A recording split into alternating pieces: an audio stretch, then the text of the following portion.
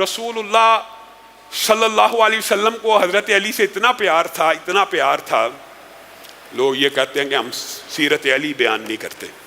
اللہ کے فضل و کرم سے اسی ممبر سے ہم نے 34 سے زیادہ خطبات صرف سیرت علی پہ بیان کیے، اور کبھی موقع آئے گا انشاءاللہ دوبارہ بھی تفصیل سے بیان کریں گے. اتنا پیار تھا رسول اللہ صلی اللہ علیہ وسلم کو. اور یہ امور وحی کے تابع ہوتے ہیں. رسول اللہ صلی اللہ علیہ وسلم کی جو دینی جتنی بھی یہ باتیں یہ وحی کے تابع، وہ آپ اپنی مرضی سے بولتے ہی نہیں، وحی کے تابع ہو کے بولتے ہیں. ذاتی اجتہادات کے اوپر بھی اللہ کا چیک اینڈ بیلنس موجود ہے.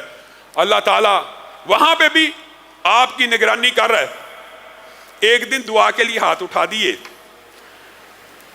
اور کہا اللہ اب جو آئے وہ جنت میں داخل ہو جائے. بلکہ بعض روایات میں ہے ایک صحابی کو کہا جو آئے اس کو جنت کی بشارت دے دینا، اس کو جنت کی بشارت اور خوشخبری سنا دینا. اللہ کے ساتھ معاملہ رسول کا اور نبی کا.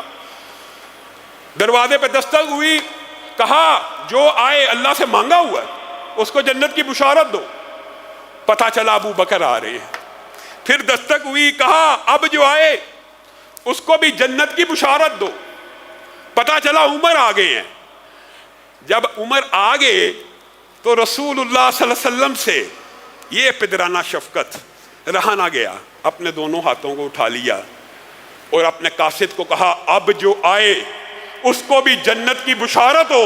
اے اللہ میرے علی کو بھیج دے، اے اللہ میرے علی کو بھیج دے، اے اللہ میرے علی کو بھیج دے. دستک ہوئی، کہا علی آ گئے ہیں. یہ اللہ سے مانگ رہے ہیں اپنے بیٹے کے لیے. اور بیٹا بھی اتنا عظیم ہے، وہ رسول اللہ صلی اللہ علیہ وسلم کے عظمت کے گیت پوری زندگی گاتے رہے. صرف زندگی میں نہیں، رسول اللہ کے چلے جانے کے بعد بھی. اور ایک عجیب واقعہ بیان کیا. کہا فتح مکہ کے وقت رسول اللہ صلی اللہ علیہ وسلم جب بعض چیزوں کو گرانا چاہتے تھے، ایک تو آپ نے مشہور واقعہ سنا، انشاءاللہ سیرت میں آئے گا، وہاں پہ مفصل بیان کریں گے.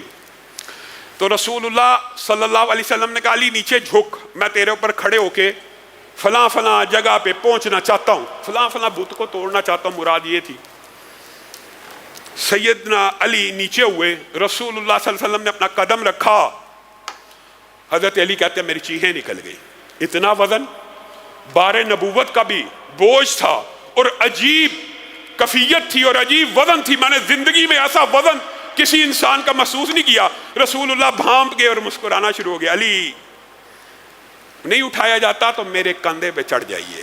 یہ اعزاز صحابہ میں سے چند صحابہ کو ملا ہے اور یہ اعزاز سیدنا علی کو ملا کہ رسول اللہ نے کہا میں نیچے بیٹھتا ہوں، میرے کندھوں کے اوپر اپنے پاؤں رکھ لے. نیچے بیٹھ گئے. سیدنا علی نے کندھوں کے اوپر پاؤں رکھ دیے. بے ادبی کے لیے نہیں، امداد کے لیے. توہین کا پہلو نہیں ہے، ایک دوسرے کے ساتھ تعاون ہو رہا ہے. اب رسول اللہ صلی اللہ علیہ وسلم کھڑے ہوئے. حضرت علی نے عجیب بات بیان کی.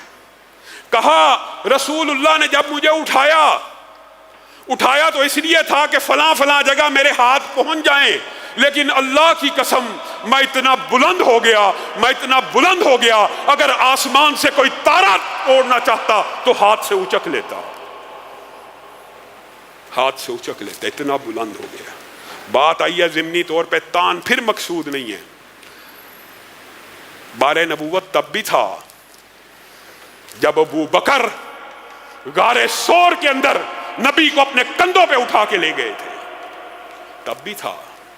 لیکن یہ اعزازات ہیں جو رسول اللہ صلی اللہ علیہ وسلم نے اپنے صحابہ کے مابین تقسیم کی ہیں. کسی کو کوئی اعزاز دیا. اور یہ بکواس ہرزہ سرائی ان صحابہ کی آپس میں تھی جی لڑائی، نعوذ باللہ.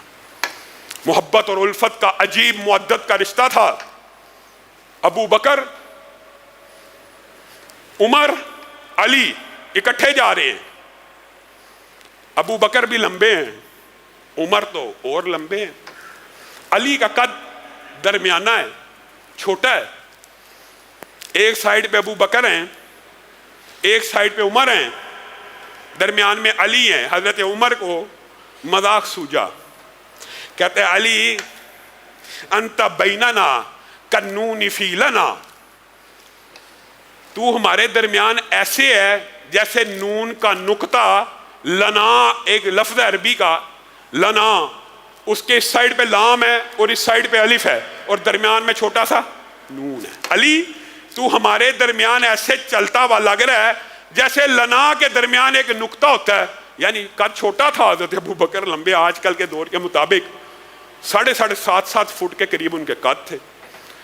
تو یہ کہہ دیا. اب حضرت علی، یہ پیار اور محبت ہے، یہ عداوت اور بغض نہیں ہے. حضرت علی جواب میں کہنے لگے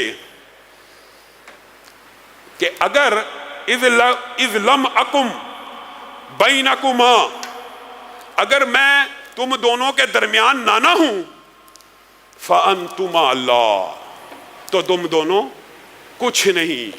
یعنی اگر لنا میں سے نون کا نقطہ نکل جائے تو کیا بچتا ہے؟ لا. یہ مذاق ہے، یہ ایک دوسرے سے محبت ہے، یہ ایک دوسرے سے پیار ہے. انہوں نے کیا بنایا ہوا جی؟ لڑائیاں ہیں. اگر میں تم دونوں کے درمیان سے نکل جاؤں تو تم لا ہو. اور یہ بات ہے مذاق میں تھی، لیکن سیدنا ابو بکر نے اور سیدنا عمر نے ہر دور کے اندر اپنا وزیر اعظم اگر کسی کو منتخب کیا تو سیدنا علی کو کیا، اور سیدنا علی سے ہر بات کے اوپر مشورہ لیا کرتے تھے. یہ پیار تھا، یہ محبت تھی، یہ مودت تھی کہ علی کے بیٹے کو اپنے کندھے کے اوپر سوار کر کے کون جا رہا ہے؟ ابو بکر. پوچھا گیا بڑی عمدہ سواری ہے. کہا تم سواری کی بات کرتے ہو، سوار کی طرف دیکھو کتنا عمدہ ہے جس نے رسول اللہ کے کندھے کے اوپر سواری کی ہے. سوار کا دیکھو. یہ محبت کے رشتے ہیں، یہ مودت کے رشتے ہیں، یہ الفت کے رشتے ہیں. انہوں نے ہام ہاں کی لڑائیاں بنائی ہوئی ہیں. اللہ رب العزت جو کہا گیا، جو سنا گیا، اس کو سمجھنے کی توفیق عنایت فرمائے.